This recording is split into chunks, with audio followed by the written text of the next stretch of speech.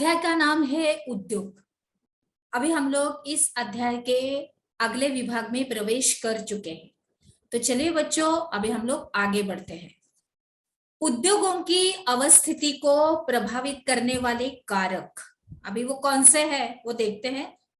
जानकारी में जाने से पहले हम लोग इस आकृति को देखेंगे कि उद्योगों के अवस्थिति संबंधी कारक कौन कौन से हैं।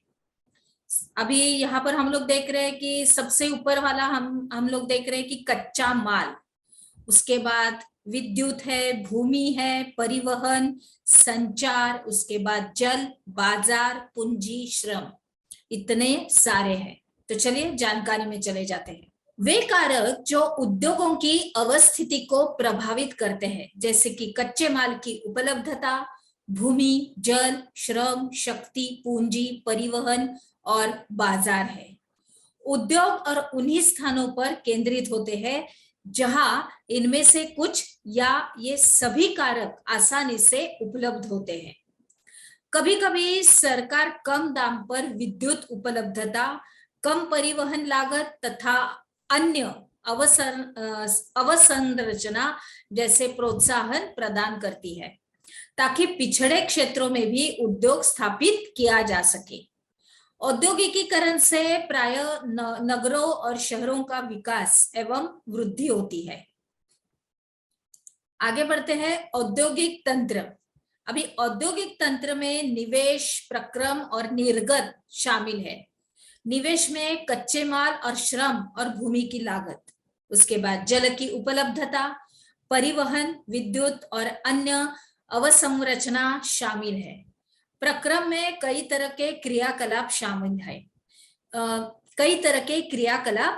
है। जिस तरह से हम लोग देखते हैं कि जो कच्चे माल को परिष्कृत माल में परिवर्तित करते हैं, निर्गत अंतिम उत्पाद और इससे अर्जित आय है।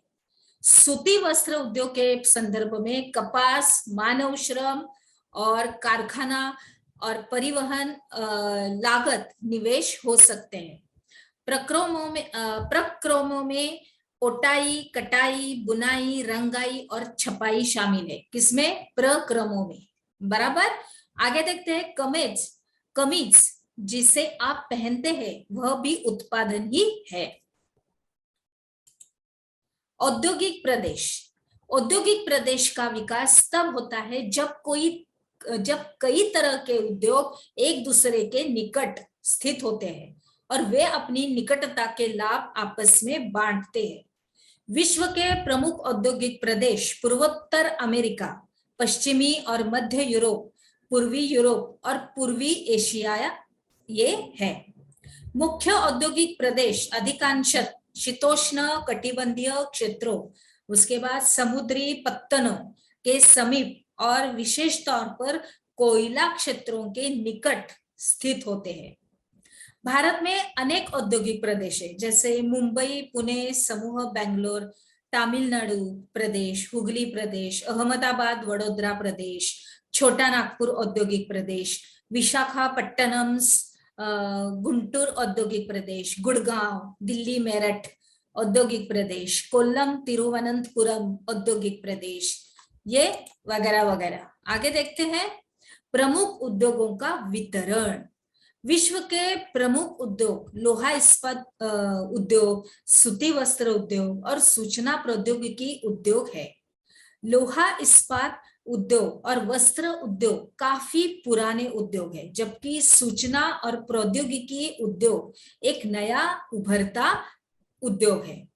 वे देश जिसमें लोहा इस्पात उद्योग अव्यवस्थित है, जैसे अवस्थित है, फिर से हम लोग बोलते हैं इसके बारे में कि वे देश जिसमें लोहा इस्पात उद्योग जो रहता है, मतलब लोहे का, आयरन, अवस्थित है, जैसे कि जर्मनी, संयुक्त राज्य अमेरिका, चीन, जापान और रूस है। वस्त्र उद्योग भारत, हांगकांग, दक्षिण कोरिया, जापान और ताइवान में संकेंद्रित है। सूचना और प्रौद्योगिकी उद्योग के मुख्य केंद्र मध्यवर्ती कैलिफोर्निया के सिलिकॉन घाटी में और भारत के बेंगलुरु प्रदेश में है।